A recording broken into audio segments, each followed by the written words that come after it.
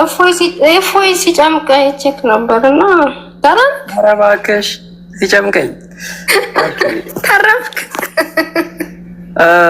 ከጃጋ ያወራሽ ነበርና በቅድሚያ ከየት ቤተ እምነት ነሽ? የትኛው ክርስቲያኒቲ ውስጥ ነሽ? ጥያቄ አንዴ ልጠይቅህ መጀመሪያ። እሺ ጠይቂ። ምን ጉዳይ አይደል? አቤት። ያው ማንም ሰው የፈለገውን እምነት የመከተል መብት አለው። ይሄ በዚህ አምናለሁ እና መጀመሪያ ሙስሊሞችን ስትከራከር ገብተክ ልክ አይደሉም ብለክ ዲቤት ስትገባ ስትከራክ መጽሐፍ ስታስተምር ቁርአን እየገለጽክ መጀመሪያ ራስን አውቀህ ነው እሱን ስታነብ የነበረው ወይስ እንዴት ነው? ለካ ተሳስቻለሁ ብለህ ደግሞ አሁን ወደዚህ መጣ? አዎ ራሴን አነብ ነበረ፣ ግን ያው በራሴ ላይ ንጽጽር አላደረኩኝም። የማደርገው ጀስት የራሴ እምነት ትክክል ነው ብዬ ሌላውን ደግሞ እምነት ቼክ ማድረግ ማንበብና ለማወቅ ጥረቶችን አደርግ ነበረ እና ከዛ አንጻር ነው። ግን ሞር ክርስትና ኮምፕሊኬትድ እና ብዙ በችግሮች የተሞላ በስህተቶች በጣም በብዙ ስህተቶች የተሞላ እምነት ነው ክርስትና እምነት። ኢቨን ብሉይ ኪዳንም ራሱ ብዙ ችግሮች አሉበት። ብዙ ችግር አለ። በደንብ ዘልቀህ አይተኸዋል? መጀመሪያ እንዴ መጀመሪያ በደንብ ቀርባ አይተኸዋል? አዎ ሁለት መንገዶች አሉ። አንደኛው መንገድ ምን መሰለሽ? የሰዎች ሲጠይቁሽ መጽሐፍ ቅዱስን ቼክ ታደርጊያለሽ። ይሄ የዚህ ቲክቶክ ላይ የተለመደ ነገር ነው። ግን እኔ በቤተ ክርስቲያን ደረጃ በሰንበት ትምህርት ቤት ተምሬ አልፍ ያለው የተወሰነም ቢሆን ተምሬ አልፍ ያለው መሰረታዊ የሚባለውን ትምህርት አልፍ ያለው የተወሰነ ጊዜ ትንሽም ቢሆን አገልግያለሁ። ማለት ሰንበት ትምህርት ቤት ነው ወይስ? እንግዲህ ዲያቆንና ካህን አይደለውም። ሞርም ዲያቆንም ደግሞ ብዙ የሚለይ ነገር አይደለም። ሰንበት ተማሪ የሆነ ሰው በቂ የሚባለው የነገረ ድህነትን የሚያውቅ ሰው እሱ በቂ ነው የሚባለው ሰንበት ትምህርት ቤት ያለፈ ሰው ነው። ከዛ በተረፈ ግን ያው ክርስትና ላይ በጣም ብዙ ለረጅም ጊዜ እኔ ሁልጊዜ ባይብል ማነበው የሚገርምሽ መች መሰልሽ ባይብል ማንበብ የጀመርኩት ከልጅነቴ ጀምሮ ነው። ከቤቴ መጽሐፍ ቅዱስ አይጠፋም። በሄድኩበት በባይብል ይዤ ነው የምንቀሳቀሰው። በጣም አነባለው። ሰው በህይወቱ ድካም ሲያጋጥመው መንፈሳዊ የሆነ መጽሐፍቶችን በማንበብ በህይወቱ ላይ ብዙ ነገሮችን ማለፍ ይችላል። ከዛም አንጻር መጽሐፍ ቅዱስን ከዘፍጥረት እስከ ራዕይ ድረስ ብዙ ክፍሎችን አንብቤያለሁ። ያው ለዲቤት የሚሆን ሳይሆን ለህይወት የሚሆን ተብሎ እንደሚነበብ ማለት ነው። ከዛ አንጻር የምልህ እሺ ስታነብ ማለት ነው። ግን ከእፎይ በተሻለ መጽሐፍ ቅዱስን አውቃለሁ። የሚገርምሽ ነገር ለማጋነን ሳይሆን ጥያቄ መጽሐፍ ቅዱስን ስታነብ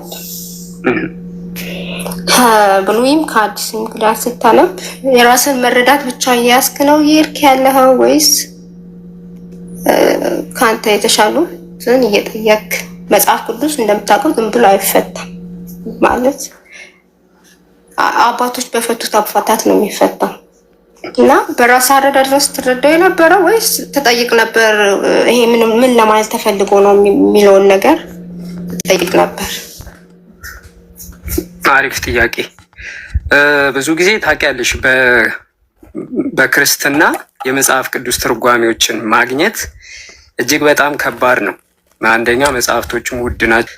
እንደ ትንንሽ መጽሐፍቶች አይደሉም። በጣም ትልልቅ ስለሆኑ የትርጓሜ መጽሐፍቶች እሱ ማግኘት በእርግጥ ለተወሰነ ጊዜ ከብዶኝ ነበረ። ከዛ አንጻር አንዳንድ ጥያቄዎችን ኦርቶዶክሳዊ መልሶችን ብቻ በዝም ብሎ ዌብሳይት ላይ በማየት ለመመለስና ለመማር ሙከራ አድርግ ነበረ።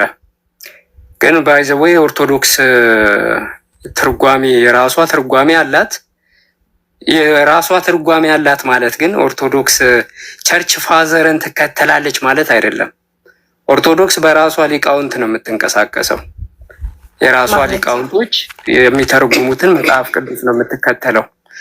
ለዛ ነው አሁን በሁለት ሳይድ መጽሐፍ ቅዱስ የሚተረጎመው። አንደኛው ሳይድ ቸርች ፋዘር የሚባለው ፈረንጆቹ ማለት ነው። ሁለተኛው አገራዊ ተርጓሚዎች የሚባሉ ሊቃውንቶች በዚህ ሳይድ ነው ያለው እና ምን ልልሽ ፈልጌ ነው መጽሐፍ ቅዱስ ትርጓሜ አሁን አለኝ 81 ሙሉ መጽሐፍ ቅዱስ ትርጓሜ አለኝ። አስፈላጊ ሲሆን ከሁሉም ሳይድ ያለው ማለት ነው ትርጓሜውን ያለው ቸርች ፋዘሮችንም አያለው። ያ እንደዛ ነው። አሁን እንደተረዳው ኦርቶዶክስ ሀገራዊ ምናምን ጀስት የራሷ አፈታትም አላት ምንም በቃ ኦርቶዶክስ ማለት አንድ ናት። የኢትዮጵያ ኦርቶዶክስ ራሷን ችላ ተገንጥላ የወጣች ኦርቶዶክስ አይደለችም። ከሌሎቹ አምስቱ ኦርቶዶክስ አብራ ቸርች ፋዘርን ይዛ አብራ ያለች ልጅ ከሐዋርያት ጀምሮ ያሉትን ማለት ነው። ስለዚህ ይሄ የራሷ ለግሏ ምናምን ትለውን አማርኛ እሱን ለአንተ ያዘው አላገኘውም ብላ አጠቃላይ መጽሐፍ አላነበብኩም። የቸርች ፋዘሮችን መጽሐፍ አግኝቼ አላነበብኩም። ለሱ እንኳን አልታደልኩም። ቁርአንን ብቻ ሳገላብጥ ነበረ። እነሱን ለማብሸቅ ሳገላብጥ ነበር የቆየሁት ብትል ያምርባል። ኦኬ ይኸውልሽ፣ ቆይ አንድ ነገር ልንገርሽ። ኦርቶዶክስ የምትከተላቸው ቸርች ፋዘሮች አብዛኛውን በዚህ በአሌክሳንድሪያ ግብፅ ሳይድ ያሉትን ቸርች ፋዘሮች ነው የምትከተለው። በእርግጥ ለምሳሌ ይኸውልሽ ጥንታዊ እንትን ላይ ብታነቢ ቸርች ፋዘሮችን ሁኔታ ብታጠኚ አሉ። ያው ለምሳሌ አንጾኪያ የነበሩት ቸርች ፋዘሮች የሚማሩበት የራሳቸው ትምህርት ቤት ነበረ። በአሌክሳንድሪያ የነበሩ ቸርች ፋዘሮች የሚማሩበት የራሳቸው ትምህርት ቤት ነበረ። ምን አይነት ቴዎሎጂ ነበራቸው መሰለሽ? ሁለቱ የተለያዩ ናቸው። የኦርቶዶክሱ ሳይድ ሙሉ መጽሐፍ ቅዱሱን እያንዳንዱን በትርጓሜ ይሄ ትርጉም ምንድን ነው ትርጉም ያድናል ፊደል ይገላል የሚባሉን አካሄድ ነው የሚሄዱት። የእንትኖቹ ደግሞ አንጾኪያዎቹ ቸርች ፋዘር የሚባሉ ደግሞ መጽሐፍ ቅዱስ በመጽሐፍ ቅዱስ ቃል ይፈታል የሚል አካሄድ ነው የሚሄዱት። አሁን ብዙ ጊዜ ቸርች ፋዘር ሲባል ወይ መጀመሪያዎቹ ላይ ዞሮ ሄዶ እና አትናቴዎስ ጋር ነው የሚሄደው። ኦርቶዶክስ ብዙ ጊዜ የምትከተለው አትናቴዎሱን ነው፣ ከአትናቴዎስ ሳይድ ያለውን ነው። ብዙ ቸርች ፋዘሮች አሉ ኦርቶዶክስ ያልሆኑ። አሁን ይኸውልሽ ኦሪየንታል ኦርቶዶክስ እነዚህ አምስቱ እንትን ኦርቶዶክስ ቸርች የሚባሉ አሉ። የግሪክ ኦርቶዶክስ ደግሞ አለ። እነዚህ ሁሉ አንሸንት ናቸው፣ ጥንታዊ ቸርቾች ናቸው። ከነዛ ውስጥ ኢትዮጵያ በግብፁ ሳይድ ነው የምትሄደው። ኦኬ ከግብፅ ነው የማርቆስ መንበር በሚባለው በግብፅ ሳይድ ነው ኢትዮጵያ የምትገባው። አሁን ምንልሽ ፈልጌ ነው ሁሉም ቸርች ፋዘር የኦርቶዶክስ እንዳይመስሉሽ፣ አንደኛ። ሁለተኛ ሌሎችም ቸርቾች አሉ፣ ይሄንን ወቂ ኦርቶዶክስ ተብሎ የሚጠሩ ኢስተር እና ኦሪየንታል እንዳሉ አውቃለሁ። አሁን ይኸውልሽ ኢትዮጵያ ኦርቶዶክስ ተዋህዶ ሊቃውንት ጉባኤ የሚባል አላት። መጽሐፍ ቅዱስን እያጠኑ ቁጭ ብለው የሚተረጉሙ፣ ለምሳሌ ነገ ተነስተው የራሳቸውን ባይብል መተርጎም ይችላሉ። አቤቱ ሸታው ይሄ ሊቃውንት ናቸው። ሊቃውንት ጉባኤ ናቸው። ጉዳይዲያ ትርጓሜ የሚሰጠው ከበፊት ከመነሻው የበፊት አባቶች ትርጉም እሱን መሰረት እሱን ተይዞ ነው እንጂ የራስ ትርጉም በቤተ ክርስቲያን የትም ሰጥታ አታውቅም። ይሄ ያንተ አመለካከት ነው። የራስ ትርጉም የሚባል ነገር ኢትዮጵያ ኦርቶዶክስ ውስጥ አይሰራም። ለዚህ እኮ ነው አይደል የፕሮቴስታንቶችን የምናወግዘው። ምክንያቱም ባይብል ኦንሊ ባይብል ብቻ ይላሉ፣ የራስ ትርጉም ይሰጣሉ፣ በራሳቸው ትርጉም ይሄዳሉ። ስለዚህ ቤተክርስቲያን በራሷ ትተረጉማለች። ይሄን በኪስ በኋላ ኪስ ውስጥ አስቀምጠው። ይሄ ያንተ ለምን መሰለሽ እንደዛ ያልኩትኝ? ለምሳሌ ኦሪት ዘፍጥረት ምዕራፍ 18 በአብርሃም ቤት የሚለው ኦርቶዶክስ ትርጓሜ የሊቃውንቶች የኦርቶዶክሳዊ የሆነ ትርጓሜ ብትመለከችው እንግዲህ ልክ አብና ወልድ እና መንፈስ ቅዱስ አብርሃም ቤት እንደመጡ በስጋ ማለት ነው እንደመጡ በኋላ ደግሞ አብና መንፈስ ቅዱስ ወደ ላይ ሲሄዱ ወልድ ብቻውን ከአብርሃም ጋር እያወራ እንደቀረ ተደርጋ አድርጋ በምሳሌ ደረጃ አስቀምጣ ትተርጉማለች። ይሄ ቤተክርስቲያን የራሷ ትርጓሜ ነው። ሌሎች ቸርች ፋዘሮች ጋር ብትሄጂ እንደ ኦርቶዶክስ ሁሉንም እንደ ኦርቶዶክስ አስመስለው አይተረጉሙም። አንዳንዶች ኢየሱስ ነው በእርግጥ ብለው የሚተረጉሙም አሉ። ግን ደግሞ ሌላ ፐርሰን አለው ወይ ቦዲ አለው ወይ ወደሚል ብዙ አጨቃጫቂ ነገሮች ውስጥ ይሄዳል።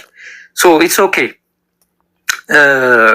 አንቺ ግን ጥያቄ አሁን ከጃጋ ቃል በሚለው ላይ በመጀመሪያ ቃል ነበር፣ ቃልም በእግዚአብሔር ዘንድ ነበር፣ ቃልም እግዚአብሔር ነበር የሚለውን አንስተሽ ነበር እና እዛ ላይ የተወሰነ ነገር ልበልሽ ቢሆን አሁን እሺ የጨረስክ ማለት ነው። ገብቶኝ ነው የወጣሁት እያልከኝ ነው። መጀመሪያ ጨርስ። አዎ ምን መሰለሽ የአጠቃላይ ክርስትና ምን እኔ የምመክርሽ ምን መሰለሽ፣ ምናልባት ክርስትና የራሴ ምልከታ ለማለት የኔ ምልከታ ልንገርሽ። ክርስትና ምን አለ መሰለሽ፣ የመጀመሪያዎቹ ክርስቲያኖች አሉ የክርስትና ሙቭመንትም የጀመሩት ማለት ከኢየሱስ ሐዋርያት መጀመሪያ ክርስቲያኖች የሚባሉት በእነዚህ ታይም ላይ ከነዚህ በኋላ ውስጣዊ የቤተ ክርስቲያን ችግር የሚባል አለ። ማለትም ከቤተ ክርስቲያን ውስጥ የተነሱ አስተሳሰቦችና ምንፍቅናዎች ተብለው የሚነሱ አሉ። በፍልስፍና ሳይድ በተለያየ በኢየሱስ ማንነት ዙሪያ ላይ የሚነሱ ችግሮች ተብለው ነው የሚታዩት። እነዚህ ልክ ከመጀመሪያዎቹ ክርስቲያኖች መጽሐፍ ቅዱስን ከዘጋ ነው በኋላ በኢየሱስ ማንነት ዙሪያ አንድም መግባባት ሳይኖር የተፈጠሩ ክርስቲያኖች ናቸው ከመጽሐፍ ቅዱስ ውጭ ያሉት። ልክ ይሄ የመጀመሪያዎቹ ክርስቲያኖች ሲያልቁ ማለት ነው። ከዚህ በኋላ ያሉት የራሳቸውን አመለካከት የሚከተሉ ናቸው። ይቅርታ እዚህ ጋር ያዝክ። እሺ መጽሐፍ ቅዱስን ይዘው በጣም ብዙ ዲኖሚኔሽን ብዙ እምነት ተከፍቷል፣ ይሄ ይታወቃል። ግን ኦርቶዶክስ ግን መጀመሪያ የነበረውን ቀጥተኛውን እንደያዘች በሶስተኛው ጉባኤ ላይ እንደቆመ ጀስት ዲቴል ባላቆም ሌላዎችን ጉባኤ የማይመለከታት በቃ የቀጥተኛ የመጀመሪያው እንደሆነ ይታወቃል። ስለዚህ ስለሌላው የራሱ መረዳት ነው። የራሱን መረዳትን ይዞ መሄድ ይችላል። እንኳን በእኛ ኦርቶዶክስ በክርስትና ይቅርና በሙስሊም እኮ ያው ሺያና ምናምን እየተባለ ጭራሽ ዲቤት እየተጠራሩ ነው እዚህ ጋር። ስለዚህ ይሄንን አንስተክ እኛ ላይ ልታመጣ አትችልም። እኛ ኦርቶዶክስ ቀጥተኛዋ እምነት ኦርቶዶክስ ክርስቲያን ነን እና ከነሱ ጀስት አታገናኘን የመጀመሪያዎቹ ስለሆንን ማለት ነው። ኦኬ ይኸውልሽ ኦርቶዶክስ ቀጥተኛ እምነት የሚለው ኦርቶዶክስ የሚባል ባይብል ላይ የለም። ኦርቶዶክስ የሚባል እምነት የለም። ግን ይኸውልሽ ሁሉም ኦርቶዶክስ ነን ይላሉ። ማለትም ቤዝመንት አድርገው የብሉዩንም እናምናለን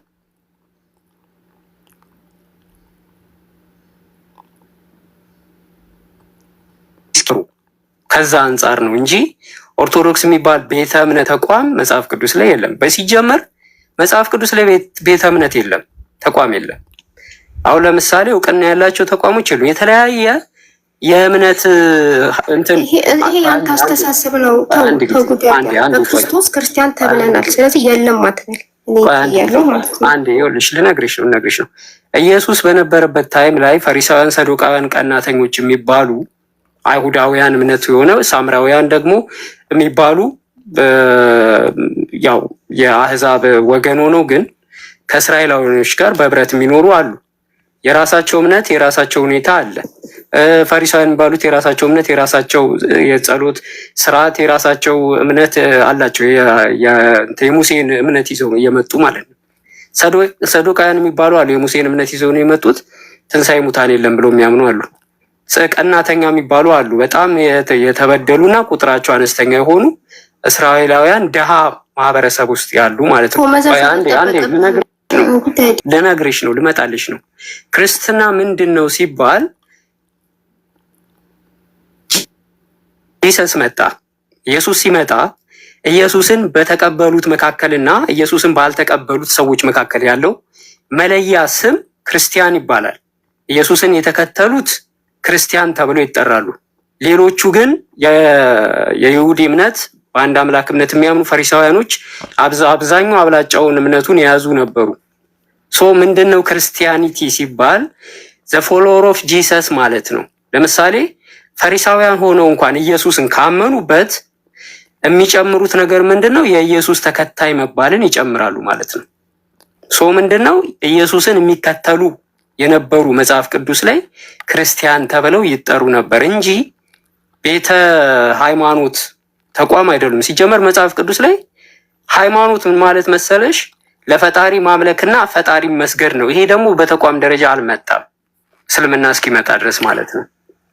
ፈጣሪውን የሚያመልክና የሚገዛ ኢስላም ብቻ ነው አሁን ቤተ እምነት ተብሎ በተቋም ደረጃ።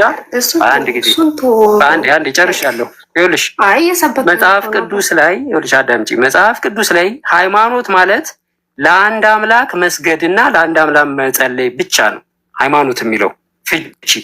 አንደኛ የያዕቆብ መልእክት 1:27 መጨረሻውን ተመልከችው።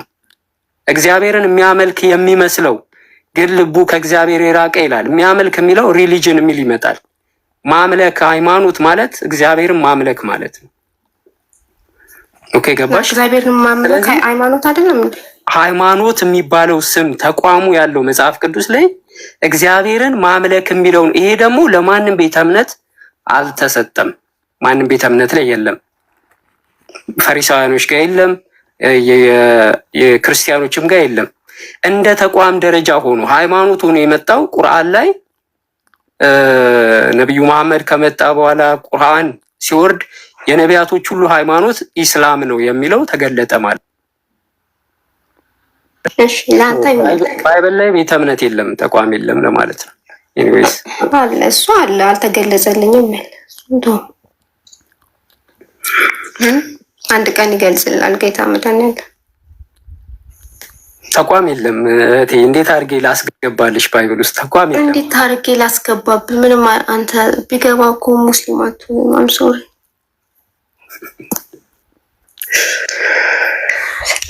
እና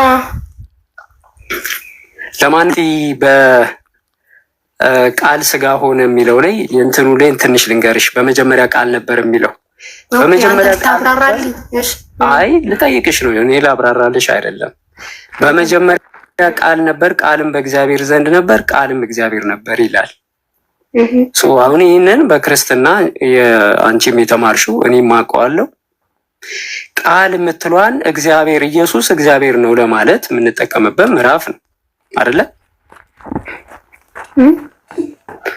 ስለ ኢየሱስ ኢየሱስን አምላክ ለማድረግ በመጀመሪያ ቃል ስለሆነ ለማድረግ አይ ጥቅሱን ነው ያወራን ያለ ነው። በዮሐንስ 1:1 ላይ ያለው አይልሽ በዮሐንስ 1:1 ላይ ያለው በመጀመሪያ ቃል ነበር፣ ቃልም በእግዚአብሔር ዘንድ ነበር፣ ቃልም እግዚአብሔር ነበር የሚለውን የምንጠቀመው ኢየሱስ እግዚአብሔር መሆኑን ለመግለጫ ነው። ይህን ጥቅስ የምናነሳው ልክ ነኝ? እንደዛ አይደል እኮ ቃልም እግዚአብሔር ስለመሆኑ ማረጋገጫ። ኦኬ አሁን ምን መሰለሽ፣ በመጀመሪያ ቃል ነበር ይላል። ቃል የሚለው ላይ እግዚአብሔር በይና ተኪው። ለምን ተኳለው? ቃል ብሎ እየጠቀሰ ለማለት ነው። ቃልን እግዚአብሔር ለማድረግ አይደል ሐሳቡ? ለምን እንዳረዳ እንደተጻፈው አንብበውና ተርጉምል። አዎ አንደኛ ይኸውልሽ ዮሐንስ ቃሉን የተናገረው ዮሐንስ ነው፣ ሐዋርያው ዮሐንስ፣ ኢየሱስ አይደለም። ዮሐንስ እኮ የጻፈው እኮ በመንፈስ ቅዱስ ተሞልቶ ነው እንጂ ዝም ብሎ አይደለም የጻፈው። አባቱ ዲያሪ አይደለም። እኔ በምን ተመራ አላልኩኝም። ምን መሰለሽ እህቴ እየሰማሽ ከሆነ ዮሐንስ ታላችሁ ደግሞ አትሳደቡ፣ ፋራቱ ነው። ችግር የለውም አታንብቢ ኮሜንት። ይኸውልሽ ዮሐንስ በመጀመሪያ ቃል ነበረ ብሎ እሱ ተናገረ። ኢየሱስ ተናገረ። ተናጋሪው ዮሐንስ ነው። አሁን እዚህ ፖይንት ላይ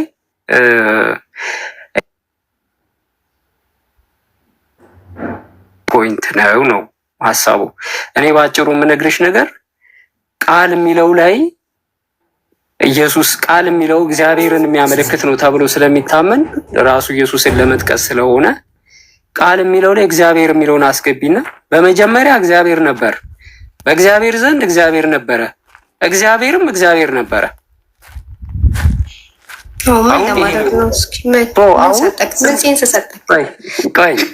ለአንቺ ልሰጥሽ ነው። በዚህ ጥቅስ ውስጥ 3 እግዚአብሔር አለ። ቃል ተብሎ የተጠቀሰው አካል አለ፣ እሱ ራሱ እግዚአብሔር ነው። ከዛ ደግሞ ነበረ ተብሏል። በማን ዘንድ? በእግዚአብሔር ዘንድ ነበር ተብሏል። ሁለተኛ እግዚአብሔር አለ። ከዛ ደግሞ ቃልም እግዚአብሔር ነበር የሚል አለ። 3 እግዚአብሔር አለ። ሶስት እግዚአብሔር ይኸውልሽ፣ 3 እግዚአብሔር የለም። እንገርክ እንዲገባሽ ጉዳይ ያለብህ ሰማኝ። ቃሉ ምንድን ነው የሚለው? በመጀመሪያ ቃል ነበረ አይደል እንደሚለው እየሰማኝ ነው። ቃልም በእግዚአብሔር ዘንድ ነበረ ይላል።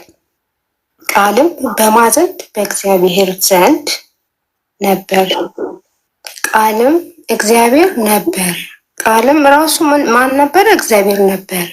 ስለዚህ ከእግዚአብሔር መጀመሪያ አንተ እዚህ ጋር ሊገባ የሚገባው የሥላሴ አካል መጀመሪያ አንድ አምላክ አለን። አንድ አምላክ አብ አለን። አብም ከጥንቱ ከመጀመሪያው ዓለም ሳይፈጠር የወለደው ልጁ ቃል እንደመኖሩ እዚህ ጋር ልብ ልትል ይገባል። ስለዚህ ከእግዚአብሔር አብ የሚወልደው ደግሞ ከእግዚአብሔር የሚወጣው ራሱ እግዚአብሔር ነው።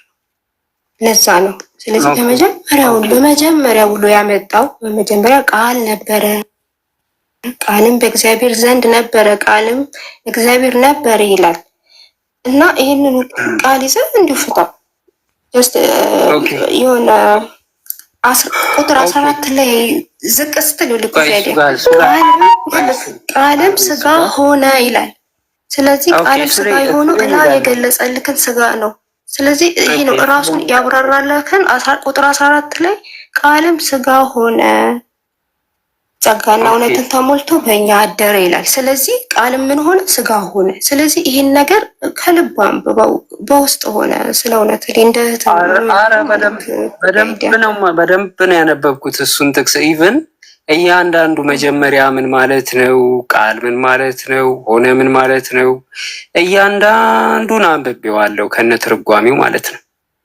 ግን አሁን ፖይንቱ ምን መሰለሽ፣ እየሰማሽኝ ከሆነ ቃልን ወደ እግዚአብሔርነት ሌላ ፐርሰን ተደርጎ ቃልን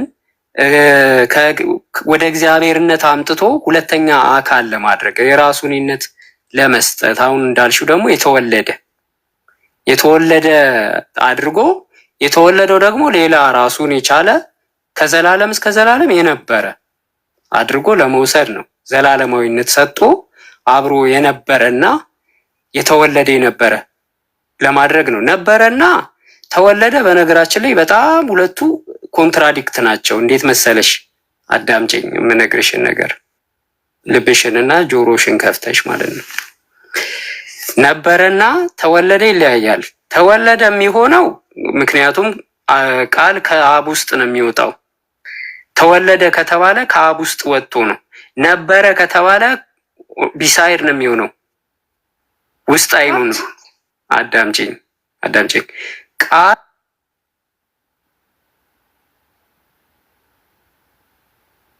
ወልድ ደግሞ ተገኝ ነው።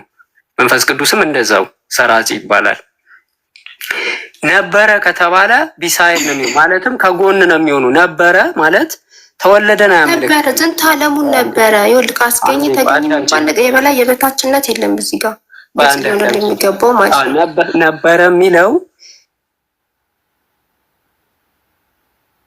መወለድን የሚያሳይ ከሆነ ከውስጥ ነው የሚሆነው። መወለድ ከውስጥ ነው። ለቃል የሚሆነው ከውስጥ ነው። ከአባቱ ተወለደ። አሁን ኢየሱስ በሰማይ ነው ያለው። ከአባቱ ጎን ነው ያለው፣ አባቱ ውስጥ ነው ያለው። ከአባቱ ጎን በዙፋኑ ተቀመጠ ነው እንዴ? አይሽ አው መቀመጥን የሚያሳየው ነበረ ነው። ነበረ ከሆነ አብሮ ነበረ የሚል ያሳያል። መጀመሪያም ለበይል እዚህ ጋር ያልገባል እኮ አካል እኔ የሚል ነው ቃል እንጂ ዝሩ ቃል አይደለም። አብ ወልድ መንፈስ ቅዱስ ስልን አብ ራሱን የቻለ እኮ እሱ እኮ ነው። አሁን አባት ነው። መንፈስ ቅዱስ እሱ ላይ ነው እኮ ችግሩ ያለው። ወልድ ይኸውልሽ ሲስተር ምን መሰለሽ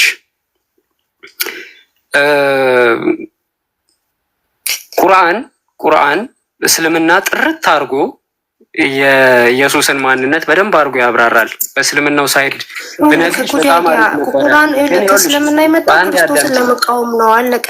አንድ ክርስቶስ ተቃዋሚ ነው። አንድ አዳምጪ። ይኸውልሽ ቃልን አካል ተደርጎ ሁለተኛ አካል ሆኖ እኔነት ያለው ሆኖ ከዘላለም እስከ ዘላለም እንደነበረ ተደርጎ ተቀምጧል። በክርስቲያኒቲ አስተምሮ ማለት ነው። ልብ ብለሽ አዳምጪኝ። ይሄ ደግሞ ሰርድ ደግሞ ፐርሰን አለ እኔነት ያለው እሱን ደግሞ መንፈስ ቅዱስ አለ። መንፈስ ቅዱስም እንደዚያው። ግን በጣም የሚገርምሽ አብ ወላዲ ነው፣ ወልድ ተወላዲ ነው፣ መንፈስ ቅዱስ ሰራጺ ነው። መንፈስ ቅዱስ አይወልድም አይወለድም።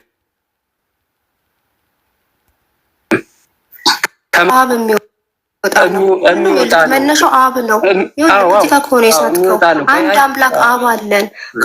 ከአብ ነው መንፈስ ቅዱስም የሚወጣው ወልድም ቃልም የሚወጣው ከአብ። አሁን ምን መሰለሽ ክርስቲያን ላይ ችግር ያመጣው አልተምታታብኝም። እኔ ኧረ በጣም የተምታታብኝ አንድ አዳምጪኝ፣ በደንብ ገብቶኛል። እኔ ይቅርታ አድርጊልኝ እና አሁን ይኸውልሽ እኛ ጋር ችግር ያመጣው ምንድን ነው? ፐርሰን ሰጦ እኔነት ሰጦ ቃልን ለብቻ መገንጠል። ይሄ መገንጠል ሶስት እኔነት አመጣና ቃል ደግሞ ስጋ ሆኖ መጣ። እኔ የሚለው ፐርሰን ወርዶ ወደ ምድር መጣ። ይሄ ቃል ደግሞ የአብ ቃሉ ነው። በአብ ቃልን ያለ ወልድ ቃልነት አብ እንትን ማድረግ አይችልም። የአብ ቃሉ ወልድ ነው። እንደገና የቃልና የአብ ደግሞ ህይወታቸው መንፈስ ቅዱስ ነው። ይሄ ማለት ህይወታቸው መንፈስ ቅዱስ አንድነታቸውን ያሳያልሽ። ይኸውልሽ ፐርሰን ሲደረግ ሲነጣጠል ሶስት አማልክት ነው የሚሆነው። ወደ ሶስት አማልክት ይመጣና እኔ አንድ አዳምጪ። እኔ አንተና እርሱ እነዚህ ሶስቱ እኔ የሚለው አብ ነው፣ አንተ የሚለው ልጁን ነው፣ እርሱ የሚለው መንፈስ ቅዱስን ነው። እነዚህን ሶስት አካላቶች እኔነት አድርጎ ከዛ እነዚህን ደግሞ ጨምቆ ወደ አንድ ለማምጣት የሚደረግ አሰጣ ገባ አለ ወይም ጥረት። ያ እኔ ገብቶኛለሽ ላንቺ። ስለማንኛውም ሌሎች ሰዎች ያስተምሩሽ ሳይሆን ይምከሩሽ። አረ ወይ ደግሞ እሱ ከጀመረ ያቆም። በስነ ስርዓት ብታወራ አይሻልም? ተከባብሮ እኮ ላለማውራት አይደል? ባለፈው ያስወረድከኝ ትናንትና ነው። በትናንት ወዲያ አንተ አይዶል ገተታውን ተይና ወደ ነጥቡ ግቢ። የኢየሱስ አባት ማን ነው? አቤት